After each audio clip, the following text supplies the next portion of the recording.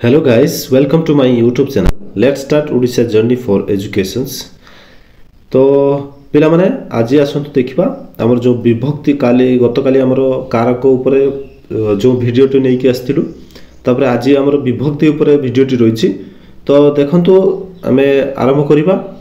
तो भिडियोटी बड़ होई पारे तो शेष पर्यंत देखिबे कारण आपन विभक्ति ऊपर जहा भी डाउट रहिछि सेटो क्लियर हि जिवो तो चलतु डेरी न करी आरंभ करिबा तो कौन देछि देखंतु लोक माने देशर उन्नति पाई निजर स्वार्थ को बलि देबा उचित तो एई जो वाक्य लेखा देखंतु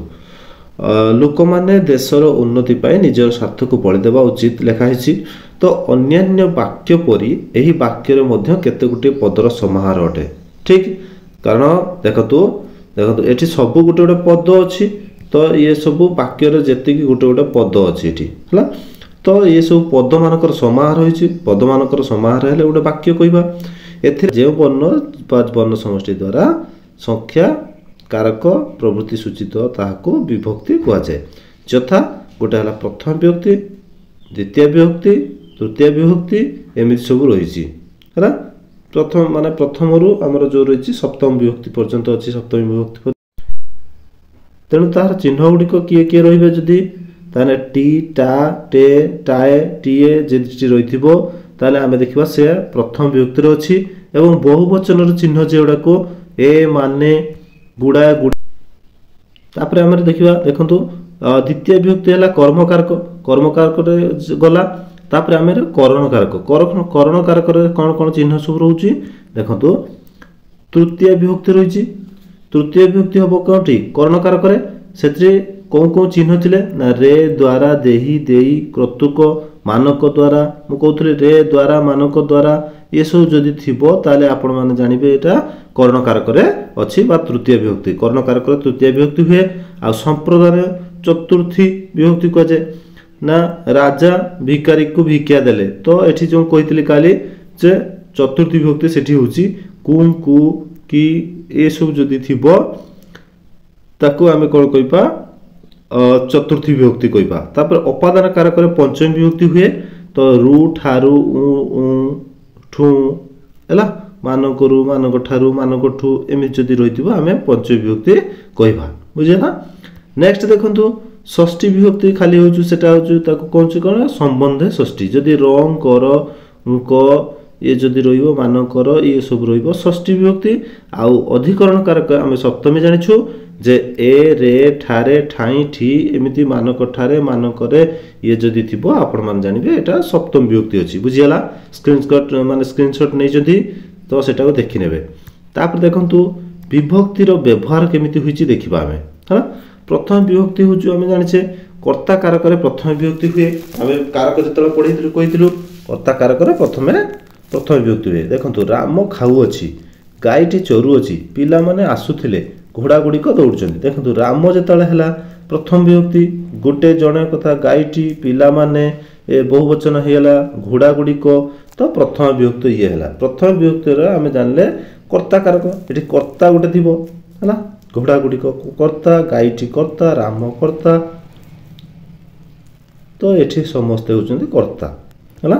तापर आसला संबोधन रे प्रथम विभक्ति हुए जेतला संबोधन जेतला होइताय सेठी प्रथम विभक्ति होइताय हला संबोधन रे प्रथम विभक्ति ताने प्रधाने बसंतु बालके बोलमान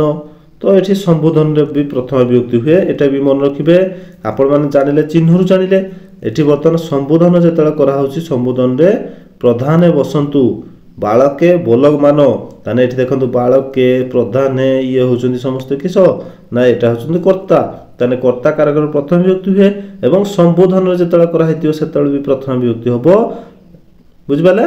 तापर देखंतु क्रियापद न थाई केवल पदार्थ बा व्यक्ति को निर्देश करिवा पई प्रथम विभक्ति होय बुझबाले जदि क्रियापद न थाई कि केवल पदार्थ बा व्यक्ति को निर्देश करिया पई प्रथम विभक्ति होय देखंतु राम पक्षी कीट फल एठी किछि क्रियापद नाही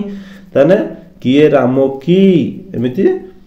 क्वेश्चन करा होची तो आमे राम पक्षी ये सब रहउचंती हमर प्रथम विभक्ति बुझ पाले तापरे केतेक जदि अव्यय युग रे प्रथम विभक्ति भी हुए मन रखिए केमिति जानिबे सब कोमिति प्रथम विभक्ति आउ केमिति हेई पारे एटा होची ଅବ୍ୟୟ ଯେତେବେଳେ ଯୋଗ ହେବ ସେତେବେଳେ ବି ପ୍ରଥମ ବିଭକ୍ତି ହେବ। ଆମ ଗ୍ରାମରେ ରମା ବୋଲି ଝିଅଟି ଅଛି, ତାହେଲେ ଏ ଯେଉଁ ବୋଲି ଲାଗିଲା ରମା ବୋଲି, ବୁଝିପାରିଲେ? ତାହେଲେ ରମା ହେଉଛି ଏଠି ଆମର ଗୋଟେ କର୍ତ୍ତା, ତାହେଲେ ଅବ୍ୟୟ ପଦ ଯେତେବେଳେ ଯୋଗ ହେଇଛି ସେତେବେଳେ ବି ଆମେ ପ୍ରଥମ ବିଭକ୍ତି କହିପାରିବା। ନେକ୍ସଟ ଯିବା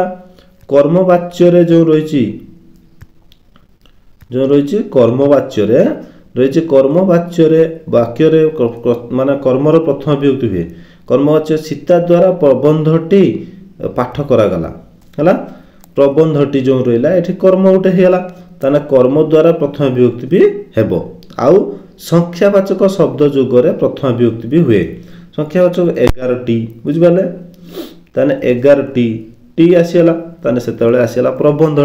ଟିଟା ଏଗୁଡ଼ା ଗୁଡ଼ିକ ଯେଠି ରହିଲା ଆମେ ଜାଣିବା ଏଇଟା ଗୋଟେ ପ୍ରଥମ ବିଭକ୍ତି ଅଛି। ତାପରେ ଯିବା ଦ୍ୱିତୀୟ ବିଭକ୍ତିର କେମିତି। ଦ୍ୱିତୀୟ ବିଭକ୍ତି କର୍ମବାଚ୍ୟରେ ଦ୍ୱିତୀୟ ବିଭକ୍ତି ହୁଏ, ବୁଝିପାରିଲେ? ଯେଠି କର୍ମବାଚ୍ୟ ଥିବ ସେଠି କାମ କଥା କୁହାହେଇଛି ଗୋଟେ, ମାନେ କେଉଁଠି ଯାଉଛି ନା ପିଲାମାନେ ବିଦ୍ୟାଳୟକୁ ଯାଉଛନ୍ତି, ତାହେଲେ ବିଦ୍ୟାଳୟ ହେଉଛି ଏଠି ହେଉଛି କର୍ମବାଚ୍ୟ, ତ ସେଇଥିପାଇଁ ଆମେ କର୍ମବାଚ୍ୟରେ ଦ୍ୱିତୀୟ ବିଭକ୍ତି ହେଉଛି, ବୁଝିପାରିଲେ? ପିଲାମାନେ ଏଠି ହେଉଛନ୍ତି କ'ଣ, ପିଲାମାନେ ବିଦ୍ୟାଳୟକୁ ଯାଉଛନ୍ତି, ତାହେଲେ ଏଠି କର୍ତ୍ତା ହେଉଛନ୍ତି କିଏ, ପିଲାମାନେ। ଆଚ୍ଛା କେଉଁଠି ଯାଉଛନ୍ତି ନା ବିଦ୍ୟାଳୟକୁ ଯାଉଛନ୍ତି, ତାହେଲେ ଏଠି ହେଉଛି ବିଦ୍ୟାଳୟ ହେଉଛି କର୍ମ, ତେଣୁ କର୍ମବାଚ୍ୟରେ ବି ଦ୍ୱିତୀୟ ବିଭକ୍ତି ହୁଏ। ତାପରେ ଧିକ୍ ଯୋଗେ ଦ୍ୱିତୀୟ ବିଭକ୍ତି। ଧିକ୍ ମାନେ କୁହନ୍ତି ଦେଶଦ୍ରୋହୀ କି ଧିକ୍, ତାମାନେ ଧିକ୍ର ହେଉଛି ଅର୍ଥ ହେଉଛି କ'ଣ, ଗୋଟେ ନିନ୍ଦା କରନ୍ତି। ଧିକ୍ ତ ଜୀବନ ଧିକ୍, ତାମାନେ ତୁ ଏଠି ବଞ୍ଚିବାଟା ଉଚିତ ନୁହେଁ ହେଲା, ତାହେଲେ ଧିକ୍ କହିଲେ ଧିକ୍ ଯୋଗେ ବି ଆମେ ଦ୍ୱିତୀୟ ବିଭକ୍ତି ହୁଏ। ଟିକେ ମନେ ରଖୁଥିବ ପିଲାମାନେ, କେଉଁ ଯୁଗରେ କେଉଁଠି ବିଭକ୍ତି ଦ୍ୱିତୀୟ ବିଭକ୍ତି ହେଉଛି ଦେଖନ୍ତୁ। ଅତ୍ୟନ୍ତ ସଂଯୋଗ ବା ବ୍ୟାପ୍ତି ଅର୍ଥରେ ମାର୍ଗ ବା କାଳବାଚକ ଶବ୍ଦର ଦ୍ୱିତୀୟ ବିଭକ୍ତି ବି ହୁଏ। ଯେମିତି କୃଷ୍ଣ 4 ଦିନକୁ କଣ୍ଟ କରି ମଥୁରା ଗଲେ 4 ଦିନ ବ୍ୟାପୀ, ତାହେଲେ ବ୍ୟାପ୍ତି ଅର୍ଥ ହେଇଗଲା 4 ଦିନକୁ କହିକି, ତାମାନେ ଏଠି ବ୍ୟାପୀ ହେଲା, ତାମାନେ ବହୁତ ଦିନ ଧରି 4 ଦିନକୁ କଣ୍ଟ କରି ମଥୁରା ଗଲେ, ତେଣୁ ବ୍ୟାପ୍ତି ଅର୍ଥରେ ଆମେ କହିପାରିବା ବା କାଳବାଚକ ଶବ୍ଦର ଦ୍ୱିତୀୟ ବିଭକ୍ତି ହୁଏ ହେଲା। ତାପରେ ନେକ୍ସଟ ଯିବା ଆମେ ଦେଖନ୍ତୁ ନିକଟାର୍ଥକ ବା ଦୂରାର୍ଥକ ଶବ୍ଦ ଯୋଗେ ଦ୍ୱିତୀୟ ବିଭକ୍ତି ହୁଏ। ନିକଟ କଥା ବା ଦୂର କଥା କହିଲେ ତାକୁ ଆମେ ସେତେବେଳେ ଦ୍ୱିତୀୟ ବିଭକ୍ତି। ଦେଖନ୍ତୁ କଟକକୁ, ଦେଖନ୍ତୁ ଲାଷ୍ଟକୁ ଗୋଟେ କୁ ଲାଗିଛି, ଦେଖନ୍ତୁ ଏଇ କୁଟାକୁ ଲକ୍ଷ୍ୟ କରୁଥିବ ପିଲାମାନେ, ମୁଁ ସବୁ କହି ଚାଲିଛି ଏତେ ପର୍ଯ୍ୟନ୍ତ ତମକୁ ସେଇ ଜିନିଷଟା କହିନି। ତ এই ଯେଉଁ କୁ ମାନଙ୍କୁ ଯେଉଁ କହିଥିଲି ଦ୍ୱିତୀୟ ବିଭକ୍ତି ଯେଉଁ କର୍ମକାରକ ହୋଇଥାଏ ସେଠି କୁ ଯଦି ଲାଗିଥିବ ଦେଖିଥିବେ ବି ହେଲା, କୁ ଜାଗାରେ ଲାଗିଥିବ ଆଉ କ'ଣ ଲାଗିଥିବ ନା ଇଏ ହେଉଛି ଲେଖା ହେଇଥିବ ଦୂର ରହିଥିବ କଟକକୁ ଭୁବନେଶ୍ୱର 30 କିଲୋମିଟର, ତାହେଲେ ଏଠି ନିକଟ ବା ଦୂର ଶବ୍ଦ ଯୁଗରେ ଏଇଟା ଦ୍ୱିତୀୟ ବିଭକ୍ତି ହେଉଛି, ଗୋଟେ ନିକଟ ବା ଦୂର କଥା କୁହାହେଉଛି। ତାପରେ ଅନୁସାରେ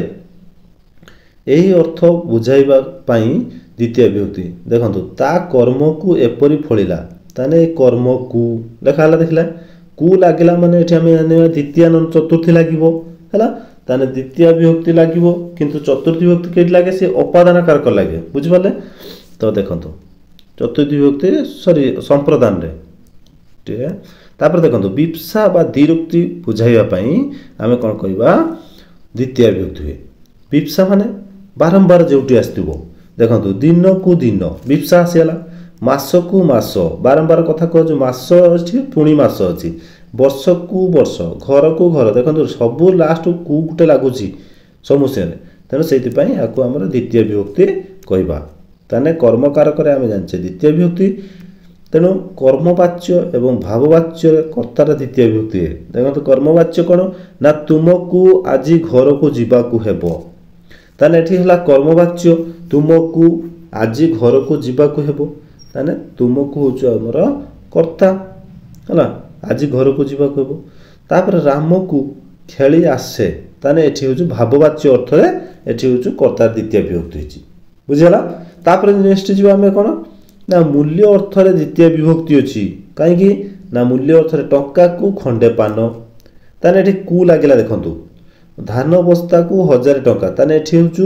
ଗୋଟେ ମୂଲ୍ୟ ଅର୍ଥ, କେତେ ଟଙ୍କା ଧାନ ବସ୍ତା ନା 1000 ଟଙ୍କା, ତ ଏଠି ମୂଲ୍ୟ କଥା ସୂଚଉଛି, ବୁଝିଲା? ତାପରେ ନେକ୍ସଟ ଯିବା ଉପଯୁକ୍ତ ତୁଳନା ବା ତୁଳନା ଅର୍ଥରେ ବି ଦ୍ୱିତୀୟ ବିଭକ୍ତି ହୁଏ। କେମିତି ନା ଦେଖନ୍ତୁ ଯାହାକୁ ଯିଏ ବିରକି ଚାଉଳ ତିନ୍ତେଇ ଦିଏ, ताने जाहाकू आसीला जाहाकू जीए माने बीरकी चाउल तिंते हुए ता माने एठी दुई जन तुलना करा होची जाहाकू जीए बीरकी चाउल तिंते ता माने तुलना अर्थ रे द्वितीय विभक्ति होची बुझियाला तापर जीवा हमें तृतीय विभक्ति केमिति होची आपण मान जानते तृतीय विभक्ति कर्ण कारक तृतीय विभक्ति जदि रे द्वारा मानक द्वारा ए सूचित थिबो हमें जानचे तृतीय विभक्ति होबो तृतीय विभक्ति रे देजी कर्ण कारक तृतीय विभक्ति हुए आउ जथा सामंत चंद्रशेखर काठी रे पहाड़ रो उच्चता मापुदले बुझ पाले ताने एठी हला कोन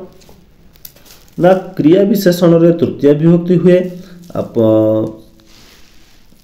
क्रिया विशेषण रे तृतीय विभक्ति हुए कहला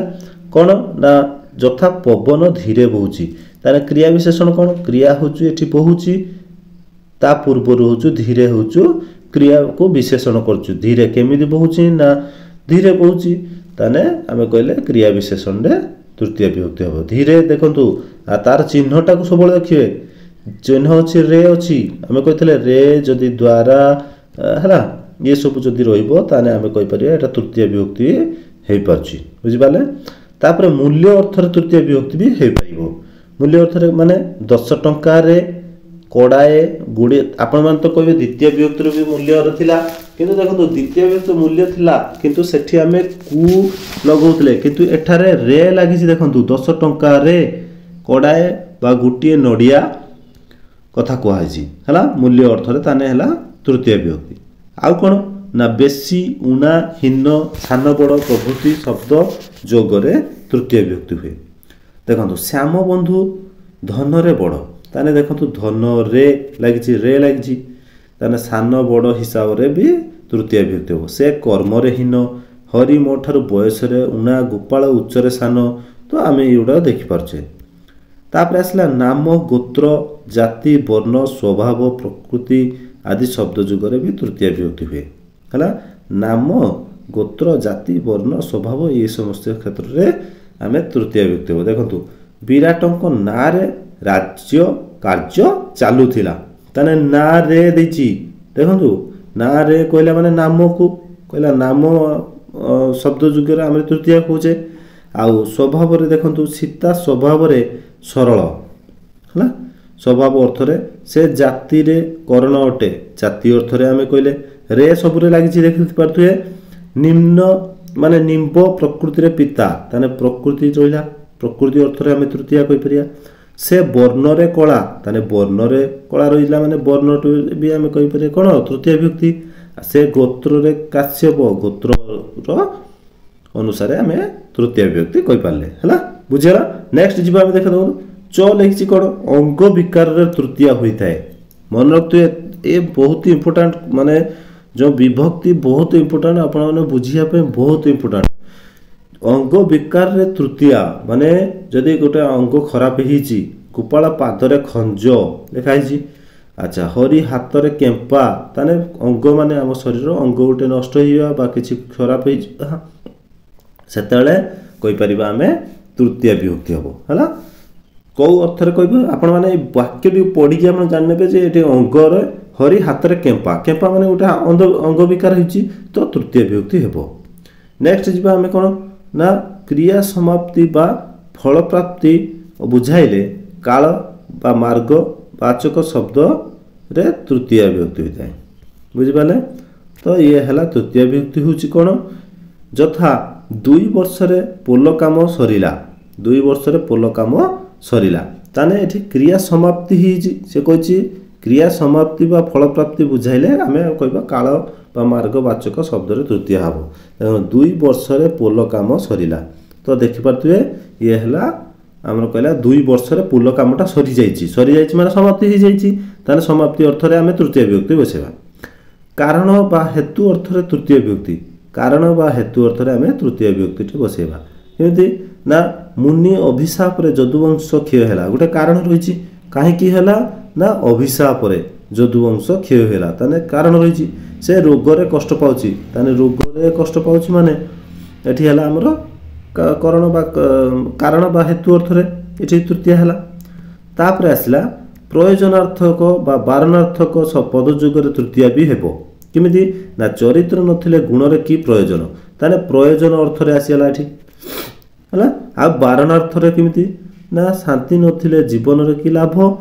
ଆଉ ବୁଦ୍ଧି ନଥିଲେ ବିଦ୍ୟାର କି ଫଳ। ଦେଖିପାରିଲେ ସବୁ ହେଉଛି କ'ଣ ରହୁଛ ନା ପ୍ରୟୋଜନ ଅର୍ଥରେ ଆଉ ବାରଣାର୍ଥକ ପଦଯୁଗରେ ତାର ତୃତୀୟ ଆମେ କହିପାରିବା ହେଲା।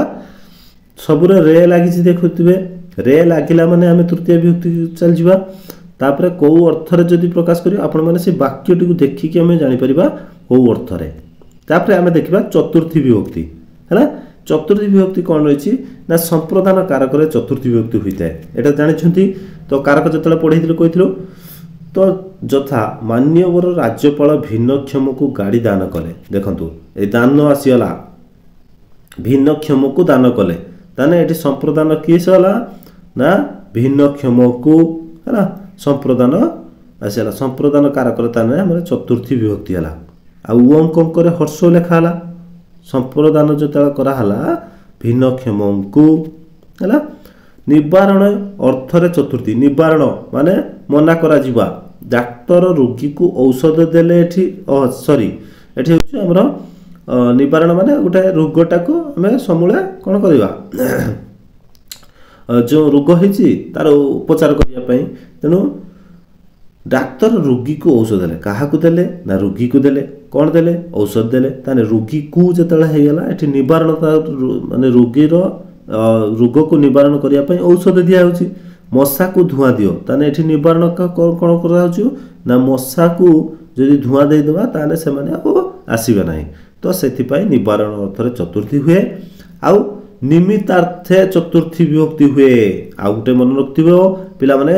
ନିମିତ୍ତାର୍ଥରେ ଚତୁର୍ଥୀ ବିଭକ୍ତି ହୁଏ। ଯେମିତି ସ୍ୱର୍ଗକୁ ନିଶୁଣି ନାହିଁ ହେଲା, ସ୍ୱର୍ଗକୁ ନିଶୁଣି ନାହିଁ ଆଉ ବଡ଼ ଲୋକକୁ ଉତ୍ତର ନାହିଁ। ତାହେଲେ ଏଠି ନିମିତ୍ତ ଅର୍ଥରେ ଚତୁର୍ଥୀ ବିଭକ୍ତି ହେଉଛି, ବୁଝି ହେଉଛି। ନେକ୍ସଟ ଯିବା ଆମେ ପଞ୍ଚମୀ ବିଭକ୍ତି। ଅପାଦାନ କାରକରେ ଆମେ ପ୍ରଥମ ମାନେ ପଞ୍ଚମୀ ବିଭକ୍ତି କହୁଛୁ। ଯେମିତି ରୁ ଠାରୁ ମାନଙ୍କ ଠାରୁ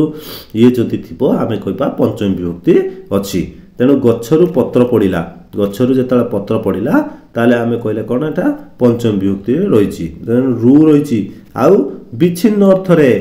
ମନେ ରଖିଥିବେ, ବିଚ୍ଛିନ୍ନ ହେଉଛି ଗୋଟେ ଗଛରୁ ବିଚ୍ଛିନ୍ନ ହେଲା। ଆଉ ଗୋଟେ ଗଛରୁ ପତ୍ର ପଡ଼ୁଛି, ଆକାଶରୁ ବର୍ଷା ହେଉଛି ବା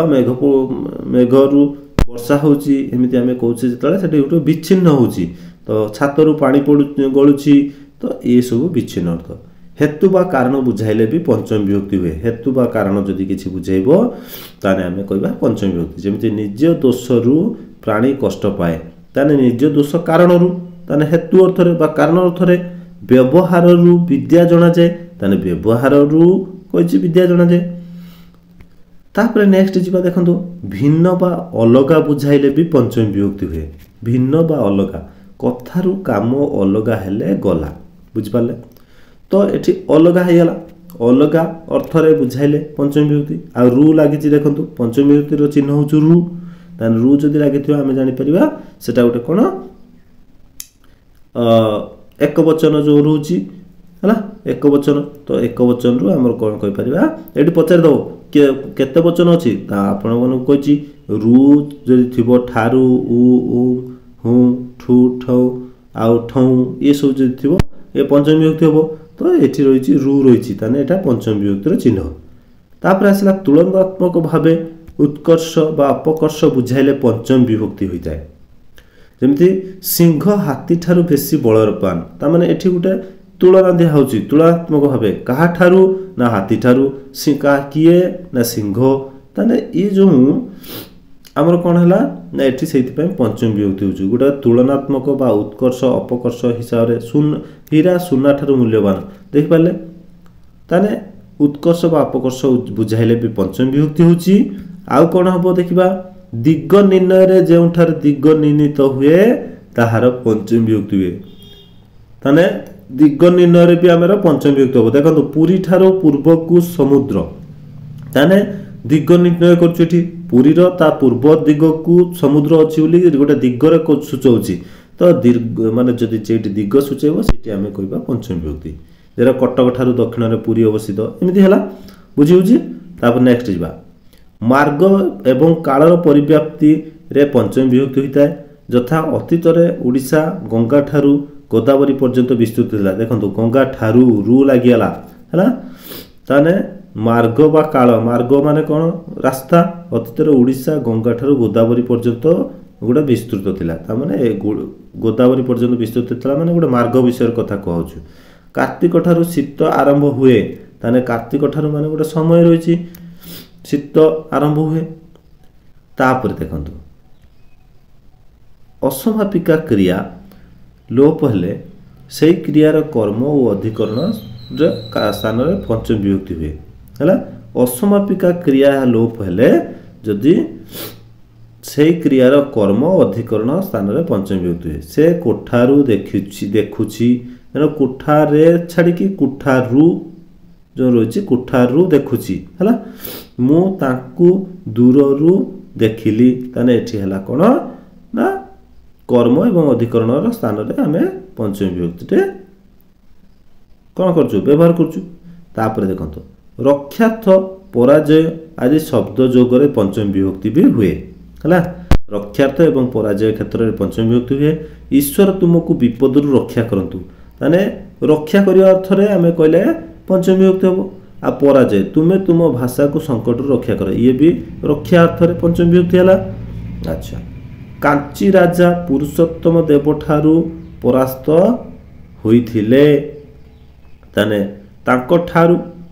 पुरुषोत्तम देवंको ठारू ताने एठी आसीला पराजय अर्थ रे आसीला कोन पंचम विभक्ति तापर पांडव माने कौरव मान ठारू नीतिवान थिले हैला ये सब आसीला रक्षात माने पराजय आदि शब्द जुगरे पंचमी गला तापर षष्ठी जेटा कि आपण माने जानिथिबे जेटा को कहउतली संबंधे षष्ठी क्रिया सहित ए विभक्तिर कोनोसी संबंध न थाए लिखिछि माने तार चिन्ह होछु र कर मान कर ये सब जदि थिबो ताने आमे जानिबा षष्ठी हैला ताने क्रिया सहित ए विभक्तिर कोनोसी संबंध नाही बुझबाले तेनु एहा को कारक रे अंतर्भुक्त करा जाय नाही जहार क्रिया सहित संबंधित थियो ताको कारक कहबा जहार क्रिया सहित संबंध नाही ताको कारक कहबा नाही तेनु एहा संबंध पद भाव रे परिचित सहित पई हैला जेंति जथा नदीर जल हरीर बही देशर राजा तो एटे क्रिया किछि नाही तण सहित पई आमे कहले आको संबंध षष्ठी संबंध विभिन्न प्रकार होई परथाय गोटे हला कारक संबंध गोटे सेव्य सेवक संबंध गोटे जन्य जनक संबंध गोटे आधार आदेय संबंध कार्यकारण संबंध विशेषण संबंध व्याप्ति संबंध हला बुझियो नेक्स्ट जिबा आमे कारक संबंध ए टिके खाली देखि दवा कारक 6 प्रकार विभक्त होईची तेणु संबंध पद मध्य षडविध यथा कर्तृ कर्म करण संप्रदान अपादान अधिकरण आमे जाचे कारक को तापर कर्तृ संबंध कोन ना समय रो गति अनिवार्य एठार समय रो गति करूछि माने समय गति करूछि तेणु एही पदटी कर्ता समय होछु गति करूछि तेणु कर्ता होछु के समय तेणु समय रो गति पदटी कर्तृ संबंध प्रकाश करुछि सेहिपरि आंभ मानकर जो कर्तव्य नागरिक मानकर अधिकार समय रो आह्वान ये होचंती हमर कोटे कर्तृ संबंध हैला नेक्स्ट जिबा कर्म संबंध कोन ना समस्त विद्यार साधना करिवा उचित एठारे विद्या को साधना करिवा अर्थ प्रकाश करथिबार विद्यार पदटी कर्म संबंध प्रकाश करछि बुझबाले सेहिपरि अन्य दृष्टांत होई परियो भी ईश्वरक उपासना अछि धनर अर्जन पुस्तकर अध्ययन इत्यादि हैला तो कर्म संबंध हो गला तापर कर्ण जानछन्ती कर्ण रहला दुर्योधन बारंबार गदार आघात रे मृत्यु लभिले ताने एठारे गदार आघात जो रहिछि अर्थ द्वारा गदा द्वारा आघात बुझबाले गदार आघात माने कोन गदा द्वारा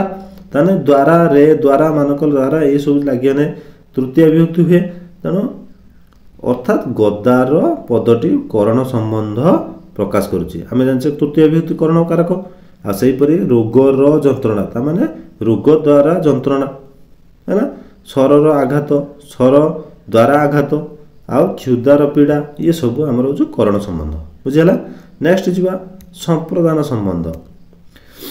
पौरोहितंको वस्त्र दियो तेणु संप्रदान माने दानार्थे आम जाने चतुर्थी विभक्ति एठारे पुरोहितंको वस्त्र अर्थ पुरोहितंको पई उद्दिष्ट वस्त्र बुझिला अर्थात पुरोहितंको पदटी संप्रदान संबंध प्रकाश करूछि सेहिपरि अन्य दृष्टांत हेबो कोन ना भिकारीर रुटी बाईआणीर भात कुकुरर मांस इत्यादि ये होछु संप्रदान हला तापर आसला नेक्स्ट जीवा आमे अपादान जानिछंती टिके टिके एटा कहिछि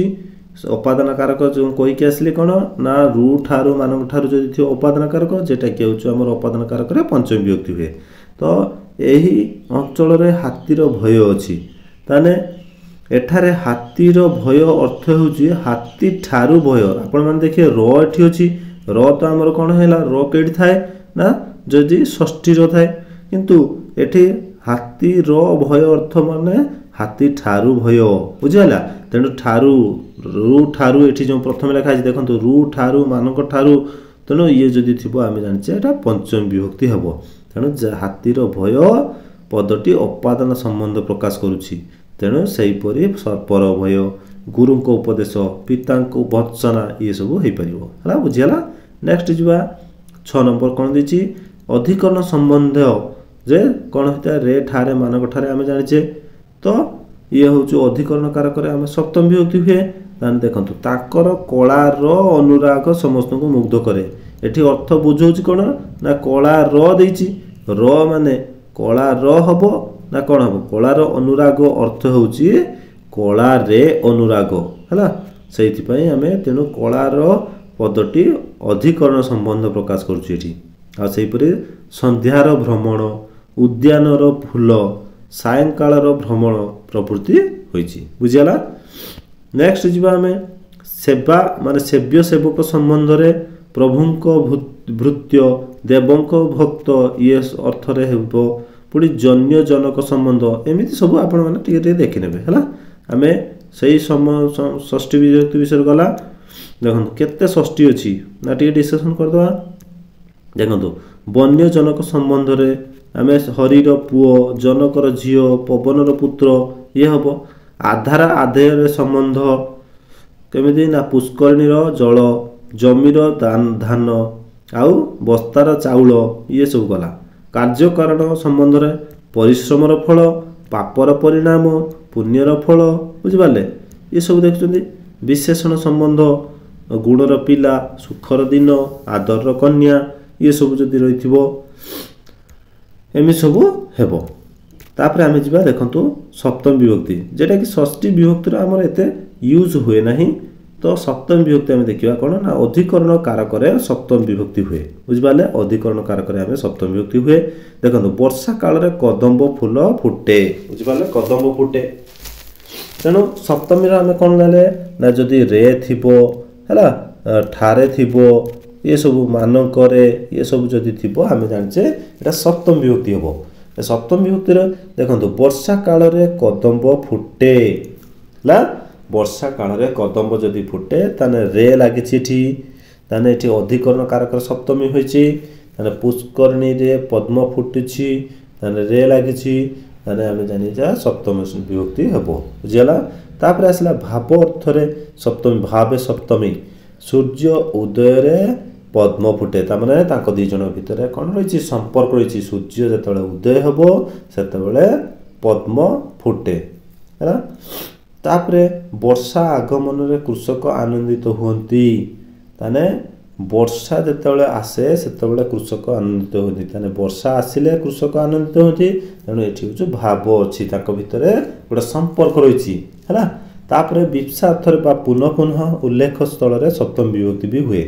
देशे देशे आज माने ओडिसी नृत्य व्यापी गलानी ताने देशे देशे तळे आसेला देखंतु पुनः पुनः माने बारंबार आसेला देश आउ थर देश व्यवहार होइछि तेनो सेठी अर्थ रे हमर हम कहि परिया सप्तम विभक्ति हो घरे घरे बिजुली बत्ती जलिलानी ये भी सप्तम विभक्ति हो तापरे प्रयोजनार्थक शब्द जोगरे सप्तमी होइताय ताने प्रयोजन अर्थ रे भी सप्तमी विभक्ति होइताय जेमिति सन्यासी रो धन रे की प्रयोजन एटा होजो प्रयोजन अर्थ रे सप्तमी विभक्ति नास्तिकर विग्रह रे की प्रयोजन ये भी सप्तमी विभक्ति सेति पई होछि तापरे अन्यान्य सादृश्य जेटा कि ओ असादृश्य रे सप्तमी होइताय केमिति ना भाई भाई रे कोली ताने अन्यान्य सादृश्य अर्थ रे ये हला हमर कोन सप्तमी विभक्ति आ घरे बाहरे निंदा अन्यान्य असादृश्य अर्थ रे जेटा कि घरे बाहरे निंदा जेटा देखियो बनै भाई भाई रे कोली उटे देखा हे परियो तो से सादृश्य अर्थ है आ घरे बाहर निंदा कहले आम असादृश्य अर्थ है सप्तमी विभक्ति बुझीगला। नेक्स्ट देखो साधु निपुण कुशल पटु दक्ष आदि जुगरे सप्तमी विभक्ति भी हुए तार से व्याकरण रे पटु है गोटे निपुण अर्थ है राम संगीत रे निपुण ये भी आम निपुण अर्थ है बुझिपारे ये व्याकरण ज्ञान भी हो पार तो ये है आमर सप्तमी विभक्तिर जो जानिले सप्तमी विभक्तिर चिन्ह थिला सबू आपण माने विभक्ति सब जानिले कौन कौन क्षेत्र में आम सब लगिला बुझिपारे तो सप्तमी विभक्ति गला। तो आउ कौन रही आपण मैंने टे जब जानवे ना आउ किसी दरकार नहीं आवश्यक नहीं आपण जी थिला बहुत थिला। तो आज ये वीडियो रे एतिक थिला। तो आगामी वीडियो कौन नहीं कि आसीबो आपण माने कमेंट जणाबे आउ ए वीडियो गुडी को केमिति लागला आपण माने मतामत जणाबे हला। आज एतिक धन्यवाद। जय हिंद जय जगन्नाथ।